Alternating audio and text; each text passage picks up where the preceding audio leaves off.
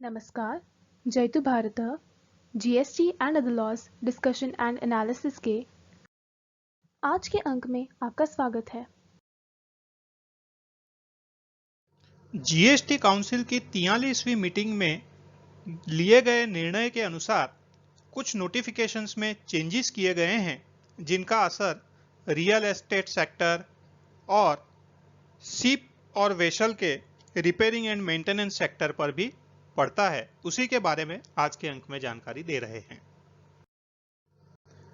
Real estate sector से related कुछ जो चेंजेस किए गए हैं, इसमें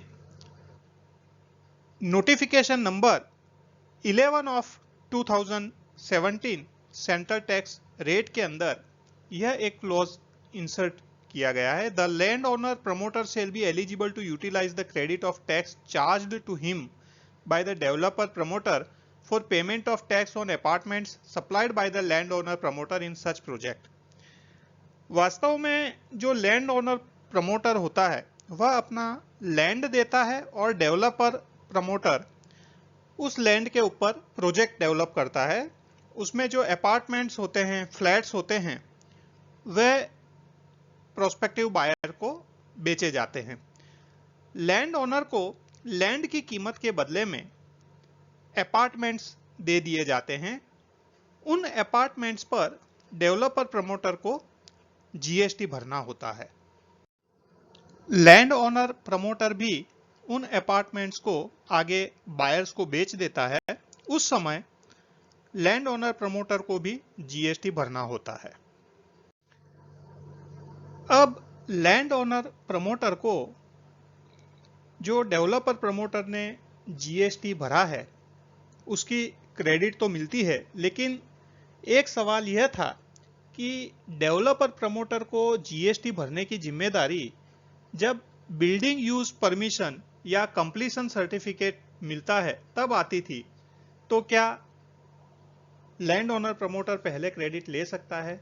इसी के लिए यह एक्सप्लेनेशन के अंदर एक्सप्लेनेशन 3 इंसर्ट किया है।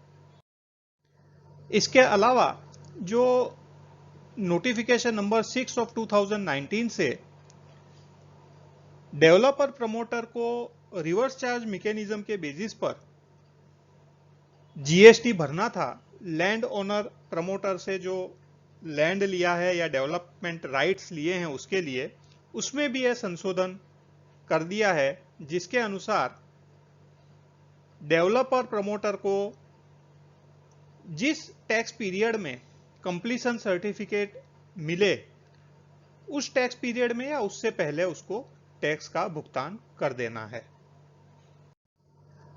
मेंटेनेंस, रिपेयर और overhaul ships and other vessels के लिए भी कुछ संशोधन किए गए हैं।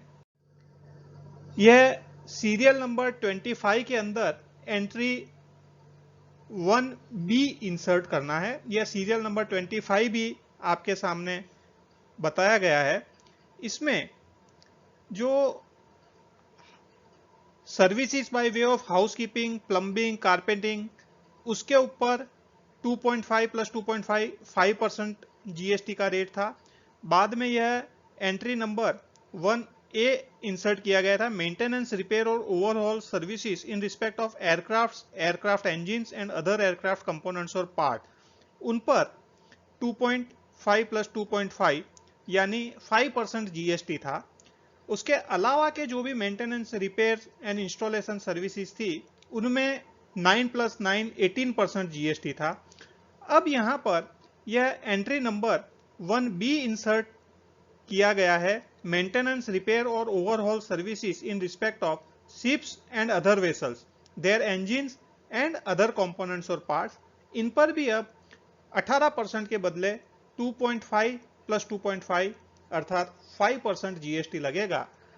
सरकार का इरादा यह है कि हमारे देश को मेंटेनेंस, रिपेयर और ओवरहॉल सर्विसेज का एक हब बनाया जाए जिसमें एयरक्राफ्ट इंजिन्स, शिप्स और अदर वेसल्स की रिपेयर और मेंटेनेंस का एक अच्छा मार्केट, एक अच्छी इंडस्ट्री विकसित हो।